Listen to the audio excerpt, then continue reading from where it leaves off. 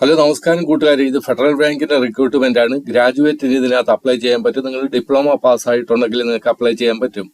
ഈ ഗ്രാജുവേറ്റ് എന്ന് പറയുമ്പോഴത്തേക്ക് നിങ്ങൾ BA ആയിക്കോട്ടെ, BSc ആയിക്കോട്ടെ, BCom ആയിക്കോട്ടെ, ഗ്രാജുവേറ്റ് ആണെങ്കിൽ നിങ്ങൾക്ക് ഇതിനകത്ത് അപ്ലൈ ചെയ്യാൻ പറ്റും. എനി ഗ്രാജുവേറ്റ് ഓർ ഡിപ്ലോമയാ പറയുന്നത്. നിങ്ങൾക്ക് ഇതിനകത്ത് ആ ഒരു എക്സ്പീരിയൻസ് നിങ്ങളുടെ ചോദിക്കുന്നില്ല. പ്രഷറിന് ഇതിനകത്ത് നിങ്ങൾക്ക് അപ്ലൈ ചെയ്യാൻ പറ്റും. നിങ്ങളുടെ സാലറി എന്ന് പറയുന്നത് ഹൈ സാലറിയാണ് ഇതിനകത്ത്. ഫെഡറൽ ബാങ്ക് എന്ന് പറയുമ്പോൾ നമ്മുടെ ഗവൺമെന്റ് ബാങ്ക് പോലെ തന്നെയുള്ള ഒരു ബാങ്കാണ്. വളരെ ഗവൺമെന്റ് ബാങ്കിന്റെ അതേ റൂൾ ആൻഡ് റെഗുലേഷൻ ആണ് ഇവിടെ നടക്കുന്നത്. നിങ്ങളുടെ സെയിലാണ്. ആ സെയിലിൽ നിങ്ങൾ ജോയിൻ ചെയ്യുമ്പോഴത്തേക്ക് സെയിൽസിൻ്റെതായിട്ടുള്ള പ്രഷർ നിങ്ങൾക്ക് തീർച്ചയായിട്ടും ഉണ്ടാകാൻ സാധ്യതയുണ്ട്. അവരുടെ ടാർഗറ്റ് നിങ്ങൾ കംപ്ലീറ്റ് ചെയ്യേണ്ടി വരും. അങ്ങനെയൊക്കെയുള്ള കാര്യങ്ങളുണ്ട്. പക്ഷേ ആൾ ഓവർ ഇന്ത്യയിൽ വളരെ നല്ല വേക്കൻസിയാണ് ഫെഡറൽ ബാങ്കിന്റെ വന്നിരിക്കുന്നത്. നിങ്ങൾ ഉപേക്ഷ വിചാരിക്കരുത്. നിങ്ങൾ പ്രത്യേകിച്ച് ജോലി ഇല്ലാത്തവരാണെങ്കിൽ നിങ്ങൾ തീർച്ചയായിട്ടും അപ്ലൈ ചെയ്യണം. അപ്പോൾ ഞാൻ അധികം കാര്യങ്ങൾ ഇതുമായിട്ട് ദീർഘിപ്പിക്കുന്നില്ല. നമുക്ക് ഇവിടെ നോട്ടിഫിക്കേഷനിലേക്ക് ഡയറക്റ്റ് അവിടെ എന്തൊക്കെയാണ് ഇവർ നമ്മുടെ എലിജിബിലിറ്റി ക്രൈറ്റീരിയ എന്തായിരിക്കണം, ഏജ് എന്തായിരിക്കണം, കൺസിഡറേഷൻ കിട്ടുമോ, അല്ലെങ്കിൽ ഫീസ് ഉണ്ടോ, ഫീസ് ഉണ്ടെങ്കിൽ എത്ര അടയ്ക്കണം, നിങ്ങൾക്ക് ഏതൊക്കെ തരത്തിലാണ് നിങ്ങളുടെ സെലക്ഷൻ പ്രോസസ്സ് എന്നൊക്കെയുള്ള കാര്യങ്ങളിലേക്ക് നമുക്ക് കിടക്കാം. അപ്പൊ ഞാൻ തന്നിരിക്കുന്ന ലിങ്കിൽ ക്ലിക്ക് ചെയ്യുമ്പോഴത്തേക്ക് നിങ്ങൾ ഈ ഒരു നോട്ടിഫിക്കേഷനിലേക്കാണ് നിങ്ങൾ വരുന്നത്. ഇവിടെ അസോസിയേറ്റഡ് ഓഫീസർ എന്നാണ് നിങ്ങളുടെ ആ ഒരു ഡെസിഗ്നേഷന്റെ പേര്. അസോസിയേറ്റ് ഓഫീസർ സെയിൽസിലാണ്. നിങ്ങൾക്ക് ഇവിടെ അപ്ലൈ ചെയ്യുവാൻ വേണ്ടി ക്ലിക്ക് ചെയ്യുമ്പോഴത്തേക്ക് അപ്ലൈ ആവും. അത് ഞാൻ എങ്ങനെയാണെന്ന് കാണിക്കാം. ഇവിടെ ഡെസിഗ്നേഷൻ അസോസിയേറ്റ് ഓഫീസർ എന്ന് ഇവിടെ പറയുന്നുണ്ട്. 4.64 lakh to 6.70 lakh, ഏതാണ്ട് 40,000 രൂപ തൊട്ട് നിങ്ങൾക്ക് 80,000 രൂപ വരെയുള്ള ഒരു സാലറിയാണ് ഈ ഒരു രീതിയിൽ കാണിക്കുന്നത്. ജോബ് ടൈപ്പ് ഫുൾ ടൈം ആണ്. ഗ്രാജുവേഷൻ മതി നിങ്ങൾക്ക്. Deployment location as per notification അനുസരിച്ച് ആൾ ഓവർ ഇന്ത്യയുടെ വേക്കൻസിയാണ്. പക്ഷേ എവിടൊക്കെ വേക്കൻസി ഉണ്ട്, നമ്മുടെ കേരളത്തിലുണ്ടോ, അല്ലെങ്കിൽ ഏതൊക്കെ അല്ലെങ്കിൽ സ്റ്റേറ്റിലുണ്ട്, ഡിസ്ട്രിക്റ്റിലുണ്ട്, അത് നോക്കുവാനായിട്ട് നമുക്ക് അവരുടെ ആ ഒരു സർക്കുലറിൽ ആ ഒരു നോട്ടിഫിക്കേഷൻ അത് ക്ലിയർ കട്ടായിട്ട് പറയുന്നുണ്ട്. അത് നമുക്ക് നോക്കാം എങ്ങനെയാണെന്നുള്ളത്. അത് മുന്നോട്ട് പോകുമ്പോൾ നമുക്കത് മനസ്സിലാക്കാം. ഇപ്പൊ ജോബ് പോസ്റ്റിംഗ് ഡേറ്റ് എന്ന് പറയുന്നത് 20/2 ഈ മാസം 20-ാം തീയതിയാണ് ഇത് പബ്ലിഷ് ചെയ്തത്. Registration closing time and date, അതായത് 12 മണി വരെ നിങ്ങൾക്ക് അപ്ലൈ ചെയ്യാൻ പറ്റും. 4th March വരെ നിങ്ങൾക്ക് ടൈമുണ്ട്. വളരെ കുറച്ച് ടൈമേ ഉള്ളൂ. വളരെ രീതിയിൽ നിങ്ങൾക്ക് അപ്ലൈ ചെയ്യാം. അപ്പൊ ഈ ഒരു ലിങ്കിൽ വരുമ്പോഴത്തേക്ക് നിങ്ങൾക്ക് ഇവിടെ നോട്ടിഫിക്കേഷൻ ചെയ്തുണ്ട്. ഈ നോട്ടിഫിക്കേഷനിൽ നിങ്ങൾ ക്ലിക്ക് ചെയ്യുക. അപ്പൊ നോട്ടിഫിക്കേഷൻ ഓപ്പൺ ആകുമ്പോഴത്തേക്ക് എനിക്ക് നിങ്ങളോട് റിക്വസ്റ്റ് ഉള്ളത്, നിങ്ങൾ എന്റെ ചാനലിൽ ആദ്യമാണെങ്കിൽ നിങ്ങൾ എന്റെ ചാനൽ സബ്സ്ക്രൈബ് ചെയ്യുക, ലൈക്ക് അല്ലെങ്കിൽ ഹൈപ്പ് ചെയ്ത് എനിക്ക് സപ്പോർട്ട് ചെയ്യണം. അപ്പൊ ഇതാണ് ഇവരുടെ, ഞാൻ ഇച്ചിരി വലുതായിട്ട് നിങ്ങളെ കാണിക്കുകയാണ്. ഫെഡറൽ ബാങ്കിന്റെ നോട്ടിഫിക്കേഷൻ ഇതാണ്. ജോയിൻ അവർ സെയിൽ ടീം എന്ന് പറയുന്നുണ്ട്. ബാക്കിയുള്ള കാര്യങ്ങൾ റിക്രൂട്ട്മെന്റ് പ്രോസസ് ഓഫ് അസോസിയേറ്റ് ഓഫീസറുടെ വേക്കൻസിയാണ്. ഇവിടെ അത് പ്രത്യേകിച്ച് പറയുന്നുണ്ട്. Federal Bank one of the top private sector bank in the കൺട്രിയിലെ ടോപ്പ് പ്രൈവറ്റ് ബാങ്കാണ്. അപ്പം സെയിൽസ് അസോസിയേറ്റ് ഓഫീസറുടെ വേക്കൻസിയാണ് ഇവിടെ അവർ പറയുന്നത്.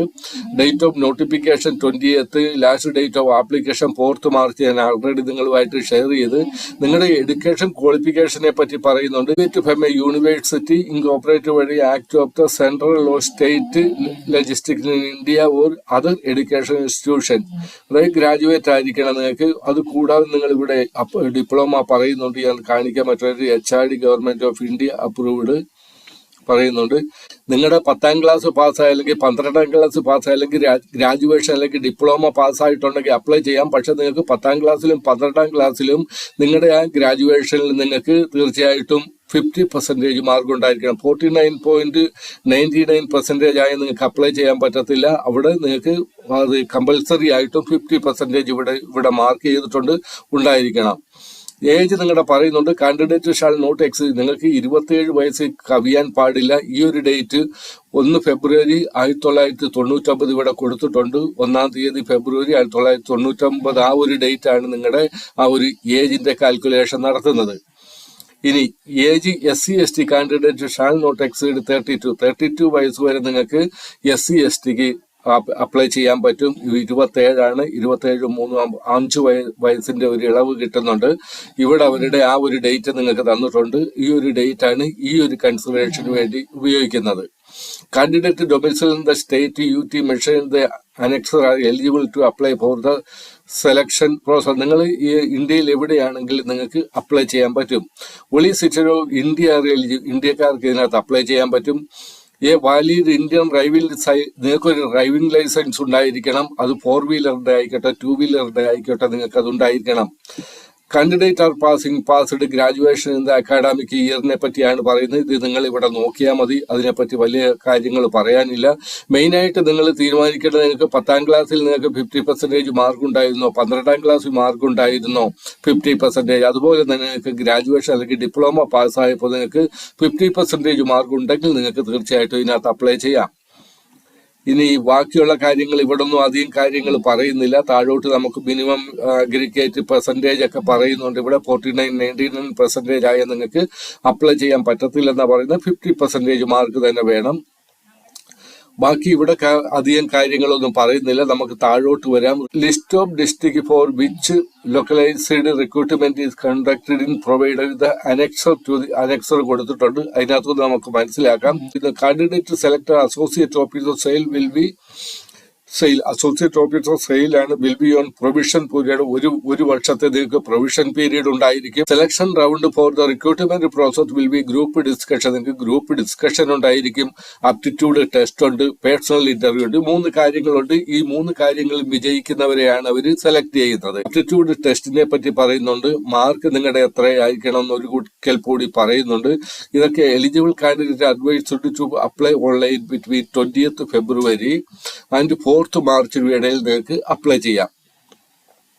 Application registration for the best user experience. നിങ്ങൾ മൊബൈലിൽ കൂടെ ചെയ്യാൻ ശ്രമിക്കല്. ഡെസ്ക്ടോപ്പ് അല്ലെങ്കിൽ ലാപ്ടോപ്പ് അത് ഇവർ തന്നെ പറയുന്നുണ്ട്.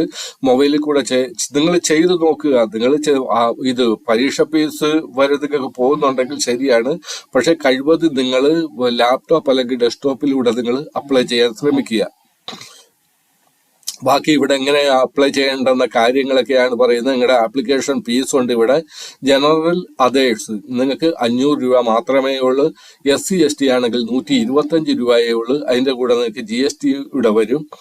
അപ്പോൾ ഇത് application page integrated with payment ഗേറ്റ്വേയുടെ നിങ്ങൾക്ക് ക്രെഡിറ്റ് കാർഡ്, ഡെബിറ്റ് കാർഡ്, UPIയിലൂടെയൊക്കെ നിങ്ങൾക്ക് ഇതിനകത്ത് ഈ പേയ്മെന്റ് നിങ്ങൾക്ക് ചെയ്യാൻ പറ്റും. Once registration complete successfully confirmation mail നിങ്ങൾക്ക് ഒരു മെയിലും വരും, കൺഫർമേഷന്റെ മെയിലും വരും.